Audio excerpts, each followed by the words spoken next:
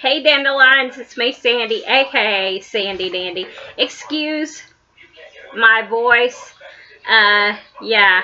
I'm having some difficulties over here with my wisdom teeth.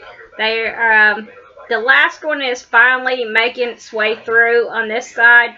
Um, the top left one is halfway through. The right bottom one is halfway through too. So, yeah, I am having a little bit of difficulty and I'm just not feeling that great. But tonight's video, because it is night here, I just finished this book and I just thought I would come in here and show you guys what I'm reading.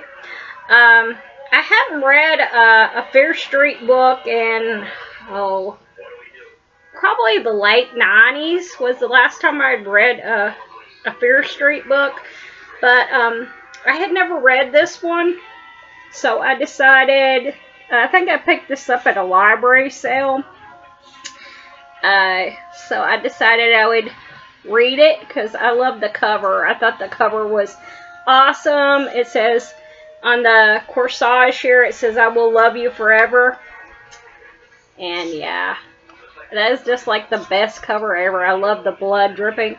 And there's the back, if you guys want to pause and read the back of it. Okay, I'm just going to give my rating right now.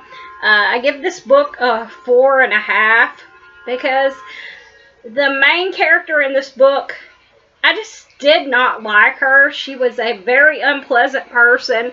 I liked her friend Mary. The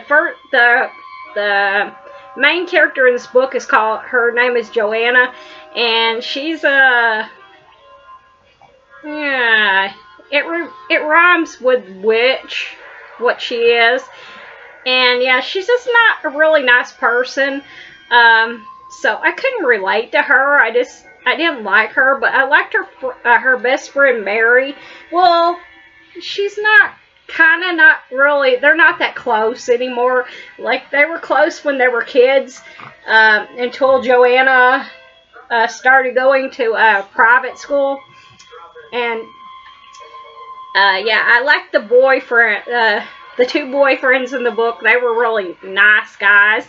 Yeah, because she's got two boyfriends. Joanna has two boyfriends in the book. And yeah, she's just playing these guys back and forth. And there's a twist in the book. I'm not going to tell you guys the twist in the book, but in case you want to read it. But yeah, it just like flipped back and forth. It like played with my heartstrings because one of the characters, they say he's dead, and then they're like, no, he's not dead. It was just a joke. And then they say, oh yeah, he was dead. He's dead. And then at the end of the book, it's like, no, he's not dead. It was just a big joke that they were playing on Joanna. And I was like, okay. But, you know, because I really liked this guy character in the book because, you know, he's really relatable and down to earth. And I was like, don't kill him. And then, like, just, like, kept flipping back and forth. He's dead. He's not dead. So that's why I gave it a 4.5. Because, yeah, towards the end of the book, that was just, like, it was scary, too. It was scarier than any of the R.L. Stine books that I had read in quite a while, because I've read a few of the Fear Street books, because I was like really obsessed with these when I was a teenager. Everywhere I was gone. When I went someplace, I always had an R.L. Stine Fear Street book in my hand. So yeah, so it is a good read. But yeah, the twist towards the end of the book, just, yeah, it made me, it just like freaked me out, and I was like, yeah, R.L. Stine, why do you have to jerk at my heartstrings? But yeah, I give it a 4.5. The next book I'm going to read, it's probably going to take me a while to read this big old book. I got this one online at Listia. If you guys have ever seen that site, I don't go on there anymore because last time I was on there, it like I couldn't find much that I even cared about. But it's like a trading site where you trade things and, you know, trade things back and forth for points. So I got this book on there, and I just love the title of it. It looked like really cool. Look at the cover. It's got the zombies. It's called The Living Dead, and it has all sorts of short stories in it. And yeah, it's going to be perfect for right now in October to read. And excuse if you hear my dog sneezing. Yeah, she's all right. She's just sneezing. She's got allergies just like me.